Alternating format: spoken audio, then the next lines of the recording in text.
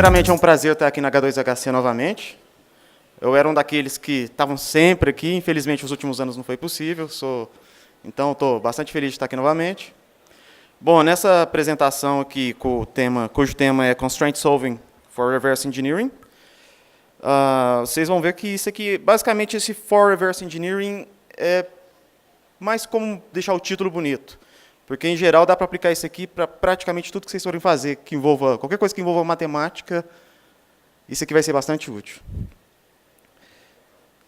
Obviamente, tem que ter esse disclaimer, que essas opiniões são, obviamente, minhas, não tem nada a ver com o meu empregador. O objetivo dessa apresentação é realmente como se fosse uma forma de tutorial mesmo.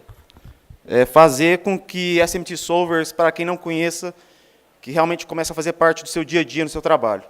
Que eu tenho certeza que vai poder ser aplicado. Então, eu não vou entrar em detalhes de teoria, de como funciona essas coisas tudo, nada de mexer com teoria de Boole, fórmulas complexas, não. Eu vou simplesmente abrir o shell aqui e a gente vai começar a fazer algumas coisas. E, em relação a como eu decidi que essa apresentação seria basicamente focada em mostrar mesmo aqui na hora como fazer as coisas, eu deixei um tanto de demo pronto, infelizmente alguns demos, como todo mundo sabe, máquina virtual, VMware, versão diferente do macOS, algumas coisas não vão ser possíveis de ser apresentadas, especialmente as coisas que envolvem Windows, que eu queria apresentar o IDA Pro, essas coisas, mas não vai dar, mas felizmente muita coisa salvou. Bom, então vamos lá. Constraints é basicamente relações entre variáveis, quaisquer variáveis, tipo, nós temos duas variáveis x e y, e eu posso dizer que a variável x é menor que y. Daí um constraint, é uma relação entre variáveis.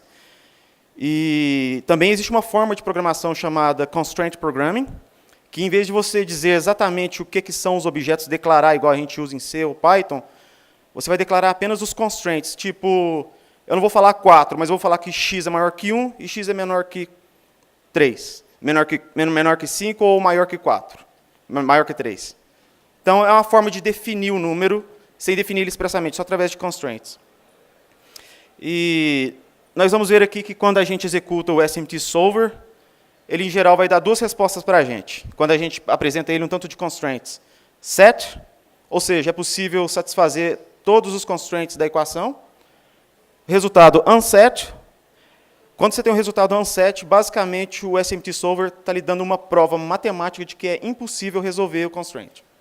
E isso é muito legal para análise de binários, análise de programas, que você pode provar que determinada função é segura ou não. Extremamente útil. Bom, outro possível resultado é o timeout, porque dependendo do problema que você vai dar para o SMT Solver resolver, simplesmente vai tomar lá, tipo, horas, dias, meses, depende de quão complexo é o problema. Ou nunca se sabe. Essa é a questão. Por exemplo, você pode tentar traduzir algum problema de criptografia para o Z3, e você vai ver que ele vai estar rodando meses, talvez anos. Então, uma das opções é um timeout.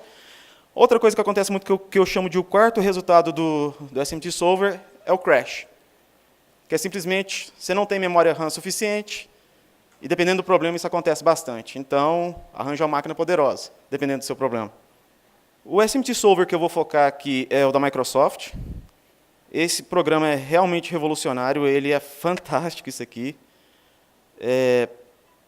Está sendo usado para praticamente tudo que é tipo de problema que envolve constraints. É extremamente fácil de usar, criar o bindings para Python. Então, basicamente, se você sabe programar em Python, você sabe usar o Z3. É open source, para quem quiser aventurar, tentar entender o código-fonte. Mas não é o único. Ele é apenas o mais popular. Nós temos outras opções, tipo o CVC4, o STP, o IICE. Bom, então a questão fica, ok, legal, eu já sei o que é constraints, é claro isso, nós temos o Z3, que é o solver, então, como é que eu converso com o Z3? Ou não só com o Z3, com SMT solvers em geral. A questão é simples, você gosta de Lisp? Já viu Lisp antes? Então você vai amar a linguagem. É parênteses para tudo que é lado. Então, um grupo de acadêmicos, o pessoal que trabalha nisso aí, resolveu juntar, criar um standard, um protocolo padrão, e decidiram chamar a linguagem de SMTlib. E nesse SMTlib, eles vão descrever exatamente todos os comandos que você pode dar, e basicamente todos os SMT solvers, eles aceitam esse padrão. temos a versão 1 e a versão 2. Alguns SMT solvers pararam na versão 1 e outras atualizaram e aceitam a versão 2 também. Aqui está o site para quem quiser depois dar uma olhada nisso, mas a gente vai ver depois que com Python tudo se torna mais fácil.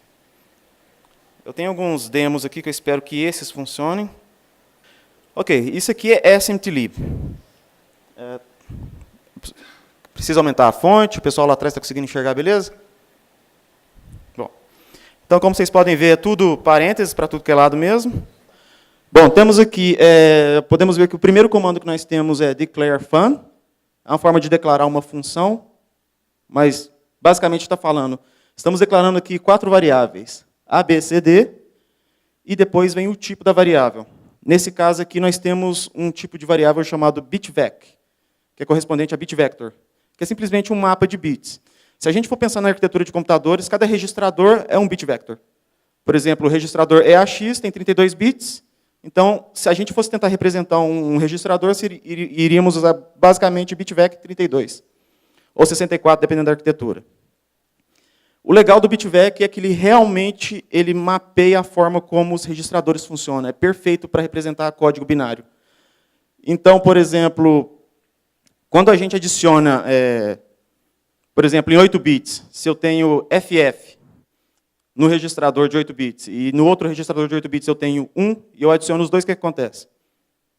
Eu tenho overflow, correto? O Z3 modela isso. Então, ele entende constraints que envolvem esse tipo de matemática de computador. Temos 4 variáveis, A, B, C, D. E os constraints que eu passo para o Z3, eu passo todos usando esse assert. No primeiro caso, eu digo que C é igual à multiplicação de A e B. E depois eu peço para ele extrair 8 bits do C e passar para o D. Se vocês observarem, eu tenho que as 3 primeiras variáveis são de 8 bits, e D é 16 bits. Basicamente, o Z3 ele exige que todas as operações elas tenham os mesmos tamanhos. Você não pode, por exemplo, somar um registrador 8 bits com 16 bits. Ou você aumenta um para 16 e soma com 16, ou ele vai te mostrar uma mensagem de erro. E o zero extend é para isso. Então, eu estou multiplicando os dois valores e estendendo com 0 para o D. Como é que a gente roda isso aqui? Bom, uma vez que você tenha o Z3 instalado, bastante simples, você apenas digita Z3, ele te dá as opções, você vê que você tem Z3, H, e ele te dá algumas opções aqui. Infelizmente, a fonte está muito grande aqui, mas... Você pode observar que nos formatos de entrada, nós temos aqui SMT e SMT2. Então, isso aqui é basicamente a versão do SMTlib que você está usando.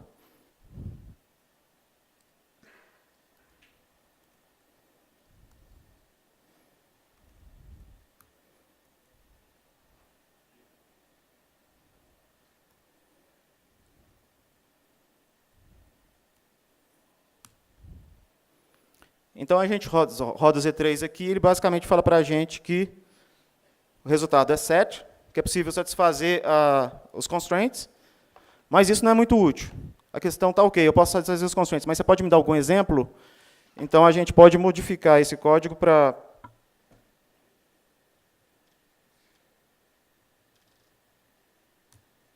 E aqui temos a opção para que ele nos mostre um modelo.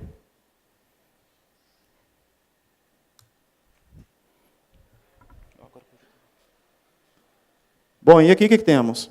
O Z3 basicamente está dizendo para a gente, ok, os constraints que você me deu é possível satisfazer, e aqui está um modelo para vocês, tipo, a variável A igual a 0, com a variável B igual a 0, com a variável D igual a esse valor, e a outra. Mas isso aqui é basicamente não muito útil, vamos colocar alguns valores aqui. Vamos falar para o Z3 que eu quero que a variável A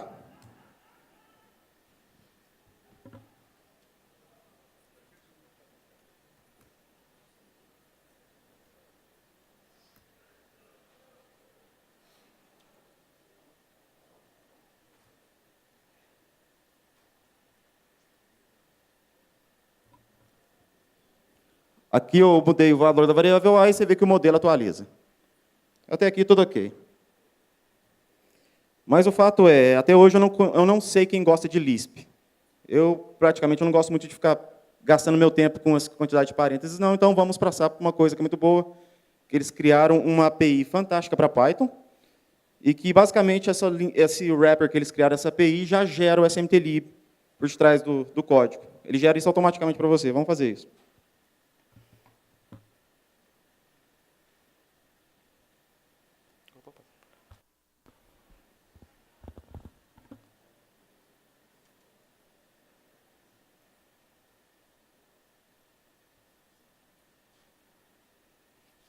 Nesse exemplo aqui, basicamente, tudo que você precisa depois que você instala é importar o Z3, from Z3 import everything. E aqui nós estamos declarando, em vez de bit vector, nós estamos usando inteiros. Uma vez que a gente declarou 2 inteiros, eu quero que o Z3 resolva para mim esse conjunto de equações. Eu apenas rodo o código e ele já me fala um valor para x e um valor para y. Basicamente, em 1 segundo. Eu tenho um outro exemplo aqui que é interessante. Nesse caso aqui, esse é interessante. Por exemplo, aqui eu tenho um número que eu sei que é a multiplicação de 2 números primos. Por isso que eu chamei o exemplo de RSA. Então, vamos supor que eu quero que o Z3 fatore esse número para mim. Como é que a gente pode expressar isso através de constraints? Vamos lá. Então, vamos usar a teoria de inteiros, não bit vectors. Vamos declarar 3 variáveis aqui.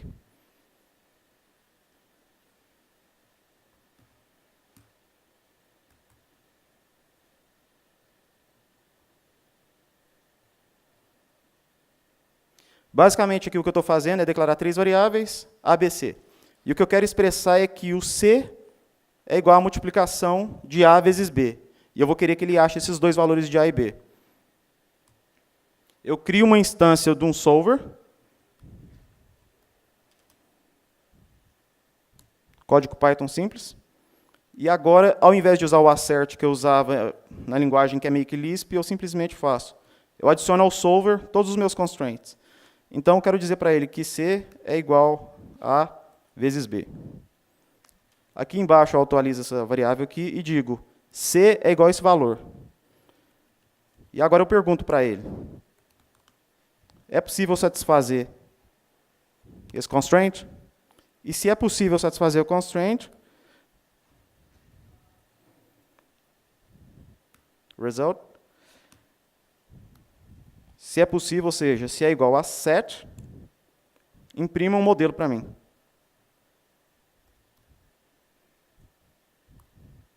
O interessante é que o Z3 não é nem um pouquinho bobo. Se você for observar aqui, ele me deu dois valores para A e B. O 1 e o próprio número. Faz sentido. Quer dizer, então, que o bobo, na verdade, foi eu que não soube expressar exatamente o problema que eu quero. Então, isso é fundamental. Você tem que saber expressar os constraints que você quer. Então, vamos falar para ele agora o quê? A gente pode afirmar para ele que o A, por exemplo, maior que 1.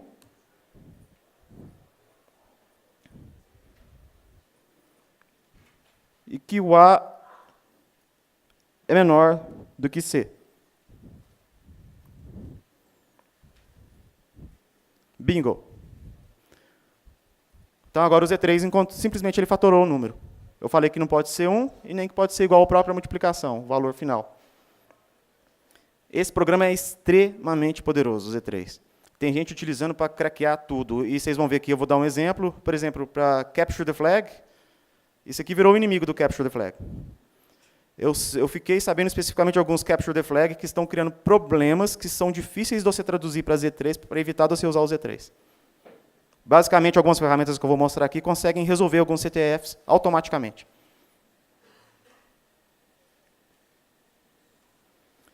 Não só temos suporte para bit vectors, temos suporte também para números reais. Por exemplo, temos um conjunto de equações aqui, que envolve alguns inteiros com reais. Ele é extremamente rápido para resolver isso.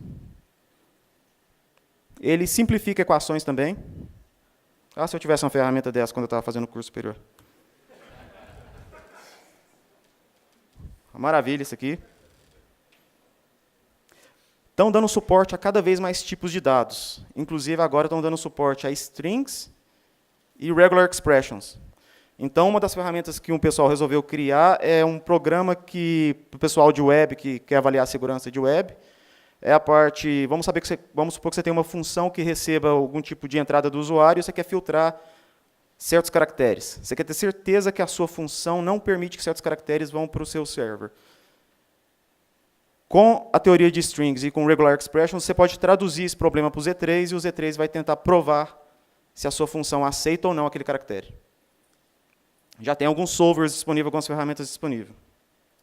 Por exemplo, aqui eu estou declarando 3 strings, estou falando que Z é igual a concatenação de x e y, e digo que a string contém essas duas outras substrings. Aí ele me dá um exemplo rapidamente, só que aqui ele tenta sempre criar esses valores estranhos, parece que é de propósito para quebrar seu programa mesmo. Em C, por exemplo, aqui eles colocaram o valor 0 como caractere. Mas você pode também restringir isso. Não, eu quero só caracteres que sejam possíveis de imprimir. Então, você pode definir o que for aqui. Outra coisa interessante, por algum motivo, alguns programas, muitos programas, quando eles vão traduzir de x86 ou de qualquer outro conjunto de instruções, eles traduzem para SMTLib. Então, é sempre bom, pelo menos, entender SMTLib de forma que você pode, talvez, debugar seu programa, alguma coisa assim. Nesse caso aqui, vamos supor que eu quero saber como ficou essa fórmula por detrás, pelo Z3. Então, eu mando imprimir.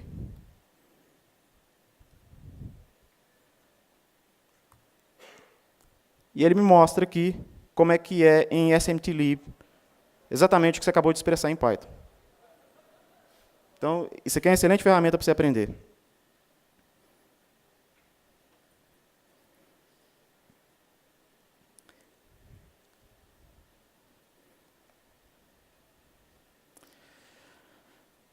Por exemplo, uma das coisas que eu tinha que fazer quando eu aprendi o Z3 é... Eu sei que é inútil, mas é um solver para Sudoku. Então, uma das coisas que mais acontece quando você está tentando modelar o Sudoku é o fato de que você tem uma linha ou uma coluna que todos os números têm que ser diferentes. O Z3 já tem até uma função para quando você quer expressar... Se você quiser expressar que 4 variáveis, por exemplo, são todas diferentes uma delas, você pode falar x é diferente de y é diferente de z, e você pode colocar esses pares e dizer que todas elas são diferentes uma da outra. Mas, como isso é muito usado em problemas práticos, eles resolveram criar o distinct. Você apenas provê as variáveis e basicamente está falando para o Z3. Todas essas variáveis são únicas, os valores são únicos. Então, nós temos aqui, por exemplo, eu criei 4 bit vectors, que são como se do tamanho 2. É a mesma coisa que como se existisse um registrador de tamanho 2 bits. E falo para ele, todos eles são distintos. Me dê um modelo.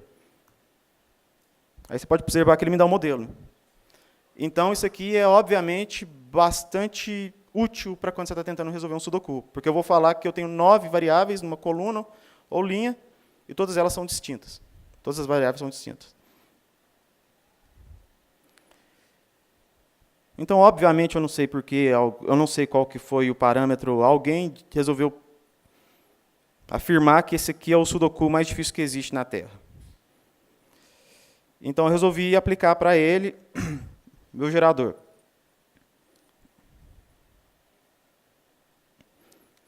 Eu criei um gerador, que eu acredito que está aqui, eu não devo ter copiado para essa pasta, mas vou mostrar.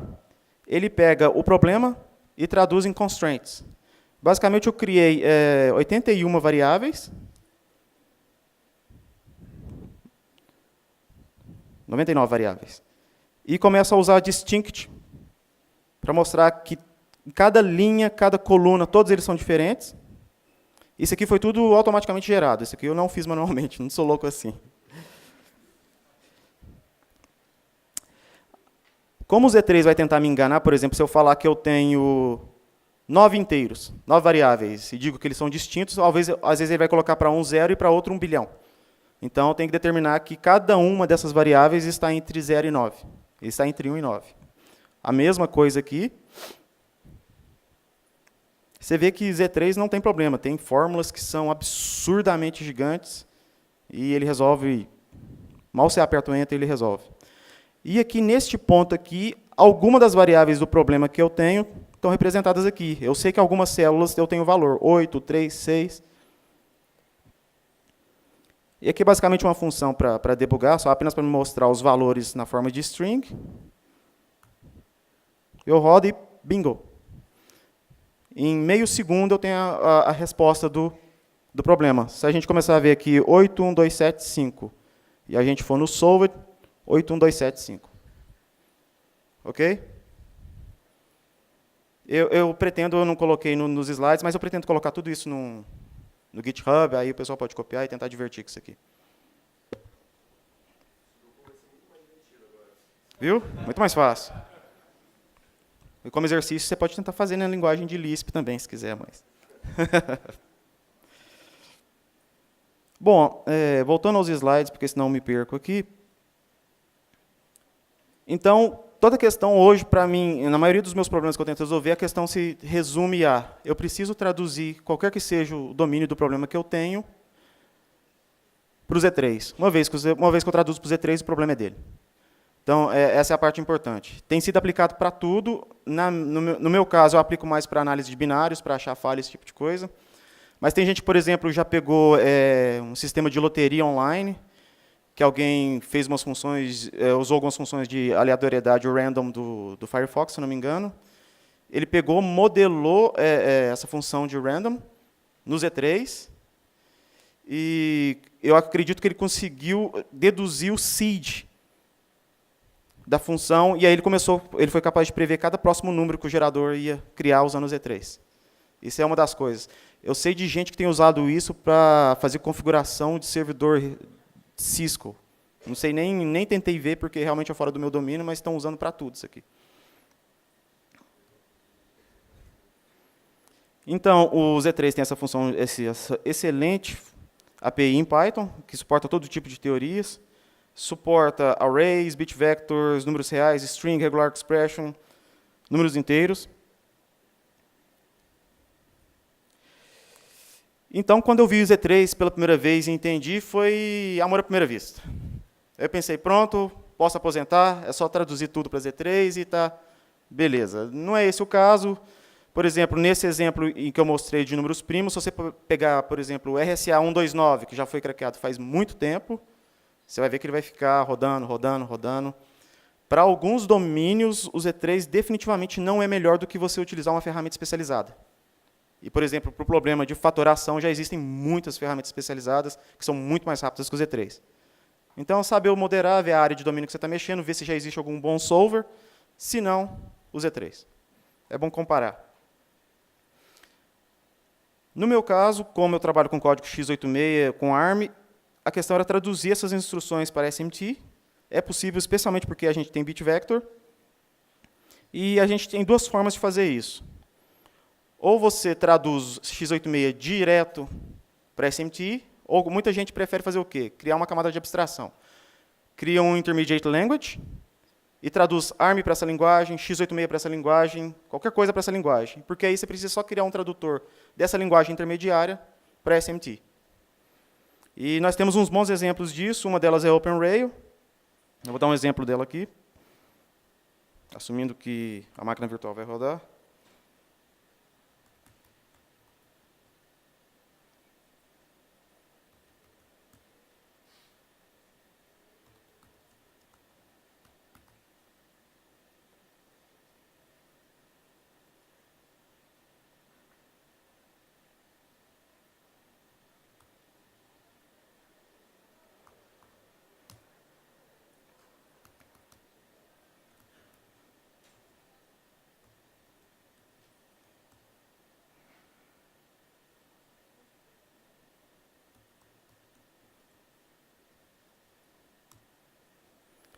Aqui é bastante simples, uma vez que você importa esse OpenRail, que é um módulo Python.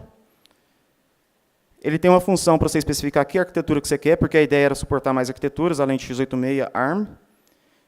Eu coloco a instrução em assembler em binário, aqui em hexadecimal. Digo qual que é o endereço base, porque isso é importante para jumps. Ele tem umas abstrações estranhas, tipo Code Storage Translator, mas isso aqui é simplesmente Ctrl+C, Ctrl+V da documentação. E se a gente rodar isso aqui, basicamente o 50 hexadecimal, se eu não me engano, é push EAX. Só é colocar a cópia do EAX no stack.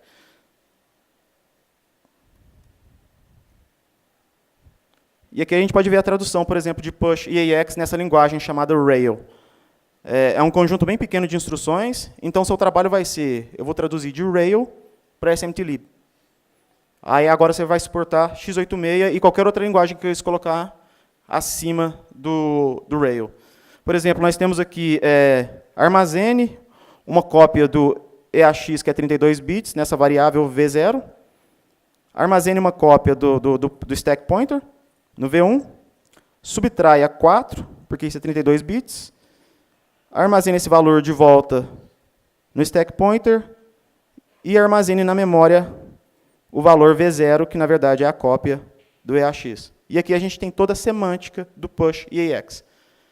Por exemplo, se a gente colocar uma instrução aritmética aqui, você vai ver que ele modela não só a movimentação dos registradores, mas ele também mostra a atualização dos Z-flags, que é importantíssimo para a gente fazer os jumps condicionais.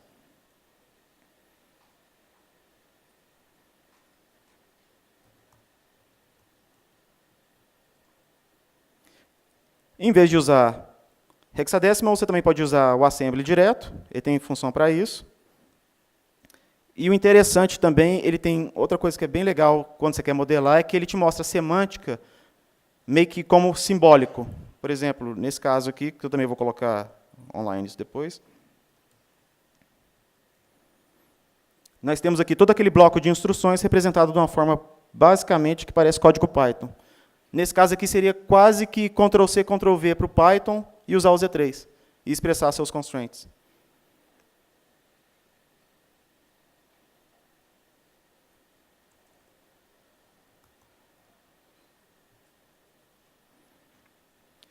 Tem um outro conjunto de ferramenta muito poderoso para análise de binários chamado Anger, que internamente eles usam outra linguagem intermediária, que é do Valgrind, chamado PyVex. Também é disponível, não vou demonstrar aqui, mas é ainda mais poderosa porque o Valgrind já está sendo mantido por um bom tempo, então suporta de tudo. E vale a pena dar uma olhadinha nisso aqui também, PyVex. É bem similar. Então, por exemplo, para achar falha em geral, o que a gente precisa fazer? Um dos métodos é tente tudo que é caminho possível e ver se o programa quebra. É a ideia do fuzzer. E como é que a gente combina essa ideia de fuzzer com análise de SMT? A questão do SMT é que é uma ferramenta... se você for tentar fazer fuzzer usando SMT, é um problema porque você vai ter que pegar e executar o programa, só que fazendo um trace, gerando o trace da execução. Só isso já deixa bem mais lento do que simplesmente rodar o programa. Você tem que pegar o trace, aplicar taint analysis, às vezes, e aí você tem que traduzir todas essas instruções para SMT e mandar para o solver. Se você for fazer isso mesmo para funções pequenas, que talvez deem, vamos supor que se você tentar enumerar todos os caminhos possíveis de 1 milhão, isso vai demorar um bom tempo. O que o pessoal tem feito hoje, inclusive eles fizeram naquele programa do DARPA, que é basicamente hackear automático os programas, a primeira parte é você roda tudo no fuzzer, se não achou, você continua pegando métricas de cobertura de código. Então, você tenta descobrir quais códigos não estão sendo alcançados pelo fuzzer. Para esses caminhos específicos, aí você passa para o SMT. E os resultados têm sido excelentes, coisas que o fuzzer definitivamente não acharia, porque a chance dele adivinhar o número para chegar naquele caminho é tão pequena, o SMT consegue resolver praticamente instantâneo. Então, a ideia é combinar esses dois métodos. Que é uma das coisas que a Microsoft fez num projeto chamado Sage, que simplesmente é fantástico. Eles acharam milhares e milhares de falhas no Windows e no Office.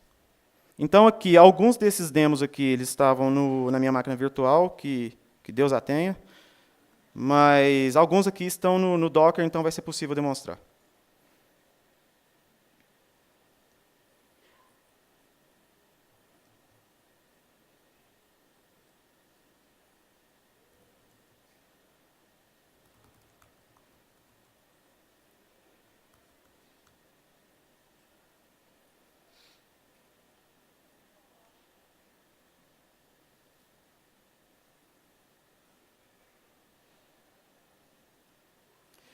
Existem duas opções aqui. Eu tenho o demo do CLI, que é extremamente poderoso, porém, o CLI exige que você tenha acesso ao código-fonte, que nem sempre é o caso, dependendo do que você quer fazer. Então, vamos mostrar o CLI primeiro, que é mais simples de usar.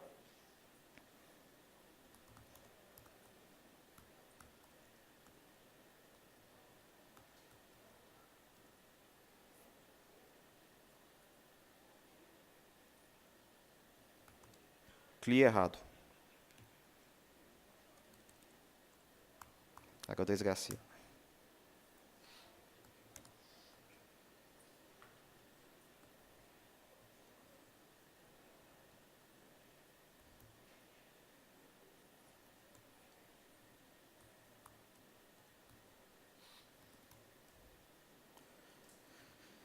que temos aqui é um programa simples.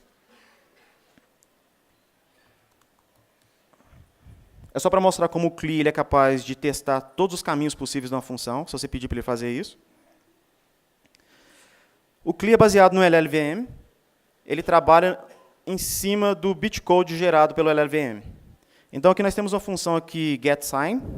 E se você for enumerar os caminhos possíveis aqui, é praticamente 3.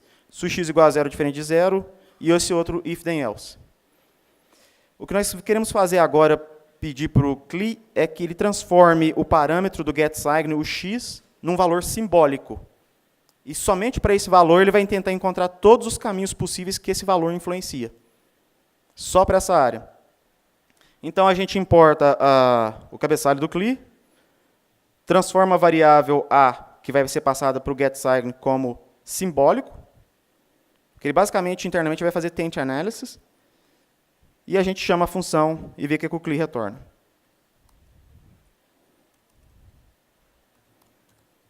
Como minha memória não está muito boa, obviamente é uma boa ideia salvar os comandos.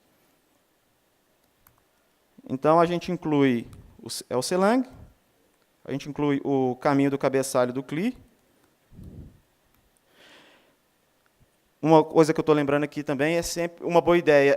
O CLI é um dos programas, na minha opinião, mais difíceis de compilar. Realmente é um pesadelo compilar ele. Isso aqui é uma das coisas que é uma boa ideia, é realmente pegar o Docker, que já tem um Docker pronto. Como podemos ver aqui, a gente vai exigir que ele emita o código LLVM, o bitcode. Melhorou? Ah, ok. Muito baixo.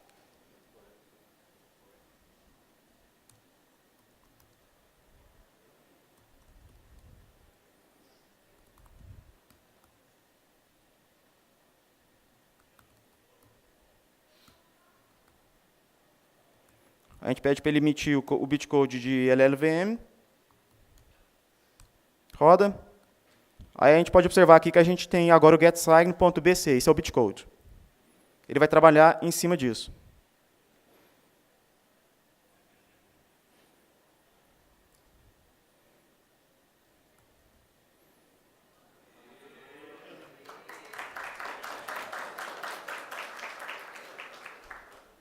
A gente dá o comando aqui agora. Muito obrigado. A gente dá o comando aqui agora, basicamente, CLI e o caminho do bitcode que você gerou. E você pode observar que, por exemplo, no CLI ele não está usando o Z3. Ele está utilizando outro solver chamado STP. Aí ele mostra CLI, terminou, total de instruções 31. Isso são instruções de bitcode, a quantidade de caminhos gerado e quantos testes ele gerou. E você vai observar que se você executar esses testes, agora você tem 100% de cobertura de código na função. É um programa que achou bug atrás de bug, especialmente nos programas de linha de comando do Linux. E ele tem uma ferramenta, o problema é que o output do CLI ele é um formato binário, mas eles criaram uma ferramenta que parseia isso.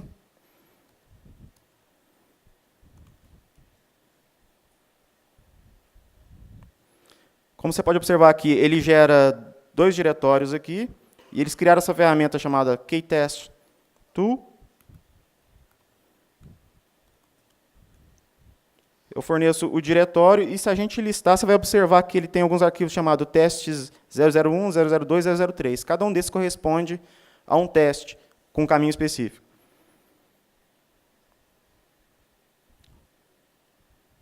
Vamos ver para o teste 001. E ele me fala, um dos valores possíveis que eu posso passar para A é o valor 0. No teste 2, esse valor. Você vai ver que, se você olhar o código, você vai ver que ele vai para o outro caminho. E um dos testes era para valores negativos. Vamos ver se ele gera no 3. A gente pode observar aqui que ele gerou um valor negativo. Então, o CLI basicamente está te fornecendo 100% de cobertura de código para essa função. Então, se você tem acesso ao código-fonte, excelente ferramenta. Para o meu caso, não muito útil, porque eu preciso trabalhar em binário. Mas, mesmo assim, alguém criou uma solução de usar o CLI. A solução foi pegar x86 e converter de volta para bitcode. e aí você pode utilizar o CLI. É esse programa aqui, que esse eu não tenho o demo dele, Maxima, que também é da mesma empresa que também gerou o próximo agora que trabalha em binário, que é esse programa chamado Manticore. E esse é um dos grandes inimigos de CTF.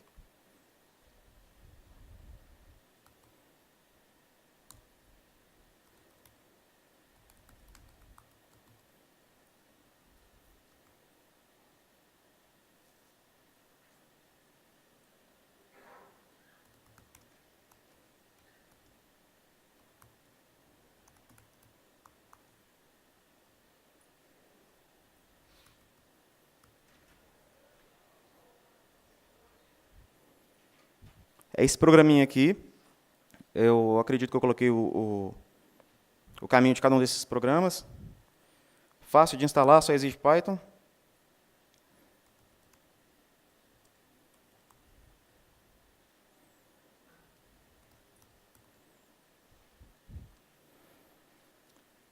Então, aqui eu vou começar com um exemplo simples. Eu tenho esse programa em C. Ele é bastante simples. Apenas tem a função main do C, ele vai ler 4 bytes da entrada e vai chamar essa função teste. Como a gente pode observar, essa função teste é simples.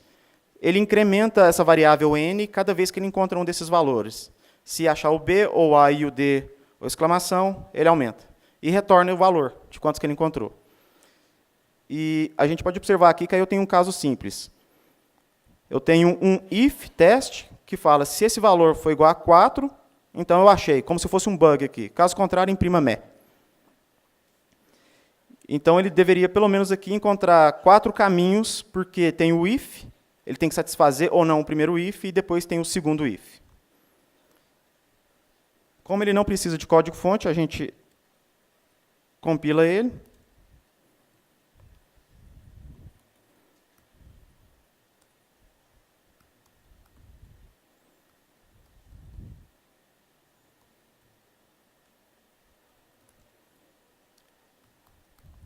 E simples assim, a gente deixa ele rodando.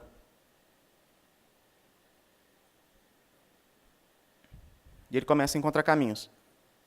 Terminou? Ele te fala o nome de uma pasta que, em geral, começa com mcore, underline alguma coisa. Se a gente der uma olhada nessa pasta,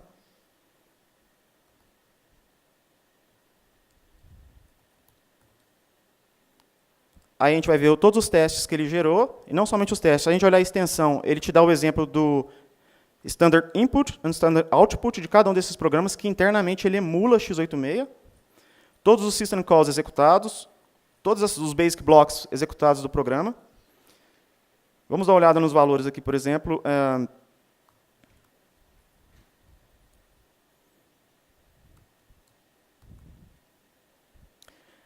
Eu estou colocando um... Não, esse aqui que acaba não sendo útil. O hexdump do primeiro valor gerado é basicamente 9b, 9b, 9b.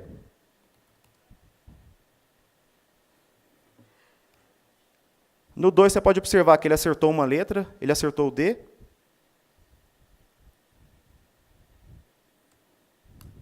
No 3, bingo, ele achou o valor.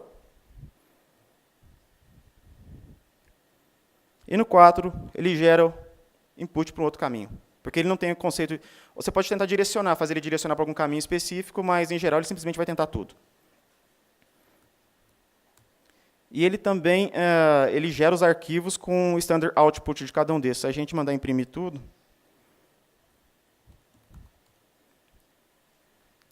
você já pode observar que ele achou um dos outputs é o que a gente estava querendo.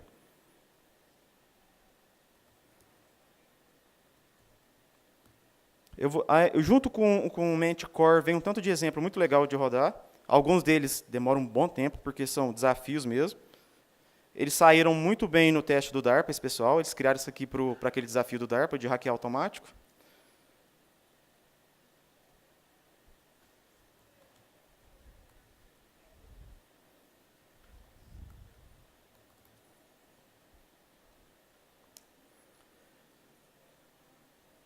E um dos interessantes aqui, vamos dar uma olhada nesse CrackMe, que eu acredito que ele seja de um CTF.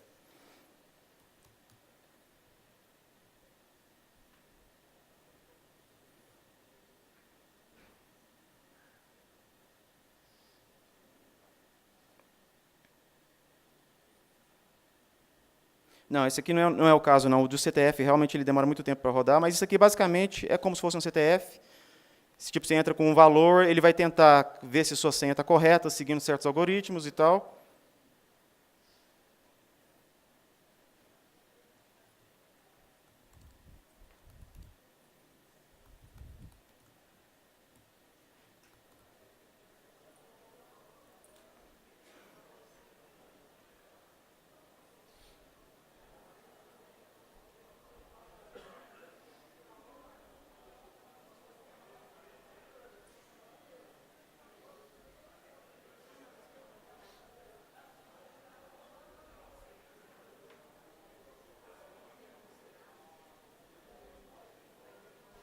Bom, basicamente a ideia que você tem, eu acho que a gente tem para salvar um pouquinho de tempo. Pensei que não ia demorar muito, mas acabou. Outra coisa importante que eu estava querendo me referir era o fato do SMT-lib. Se nós dermos uma olhada aqui nesse mcore gerado, entre os arquivos você vai ver que um deles termina com .smt. E se dermos uma olhada nele, por exemplo, aqui você tem em SMT-lib todinho o programa x86 traduzido.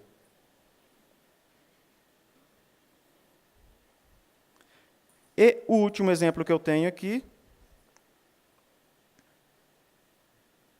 para mostrar o poder, especialmente para capture the flag, aqui é de um problema que alguém resolveu criar um hash. Aqui é uma função de hash. Basicamente, eu estou mostrando aqui como traduzir cada uma das instruções x86 direto para Z3, usando a API do Python. E, basicamente, eu tenho aqui, eu tenho algum valor, que é a entrada aqui no RDX, não no RDX, no RCX, e eu digo que depois que eu executo o hash inteiro, eu quero que ele encontre um valor cujo hash seja esse aqui. O tempo para resolver é impressionante. Então, é realmente uma ferramenta fantástica, é um tópico bem, que a gente pode dizer, bem hot agora, o Z3. SMT em geral, estão aplicando cada vez mais teorias, estão encontrando cada vez mais aplicações em áreas diversas. E meu objetivo nessa apresentação é exatamente essa, é tentar popularizar isso aí o máximo possível, que isso aqui veio para ajudar mesmo. Eu espero que vocês tenham também visto, infelizmente eu perdi a palestra da Thaís também, que também falou sobre isso, usando SMT Solvers para explorar código automático, é uma área bem interessante de pesquisa também. Outra área de pesquisa muito interessante é síntese de programa, que estão usando o SMT Solvers. É do tipo, você apenas dá uma especificação meio que vaga do que você quer que um programa faça. E com o Z3, ele é capaz de gerar o programa para você. Um tópico, talvez, para uma próxima H2HC. E questões? Perguntas? Diga, parabéns pela apresentação, foi bastante interessante.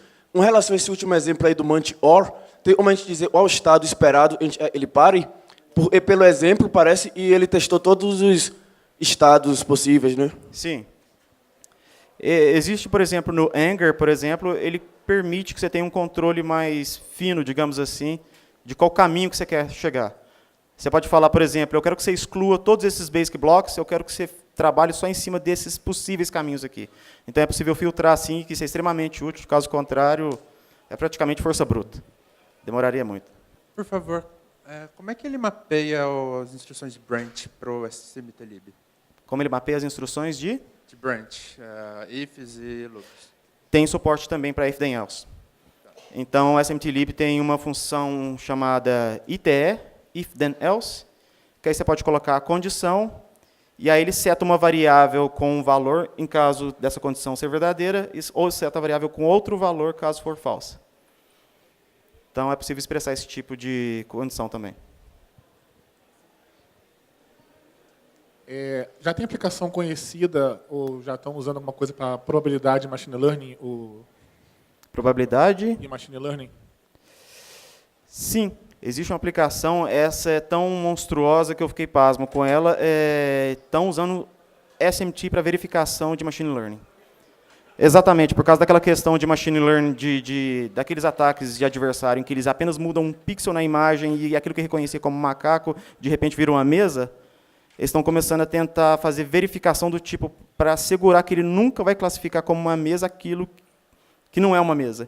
Então, eles estão traduzindo meio que aqueles arrays gigantescos gerados em machine learning para ser processado pelo SMT. Eu queria perguntar a respeito, por exemplo, da execução de um programa por meio de socket. O Zlib tem essa capacidade também de executar remoto, por exemplo? Por meio de socket. Bom, a questão se resume basicamente de que, se você tem acesso ao código do server e do client, sim, você pode trabalhar nisso. Se foi essa a pergunta. Foi socket que você disse?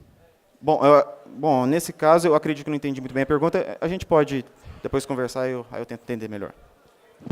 Alguém tem mais alguma pergunta? Obrigada, Edgar. Gente, obrigado pela atenção.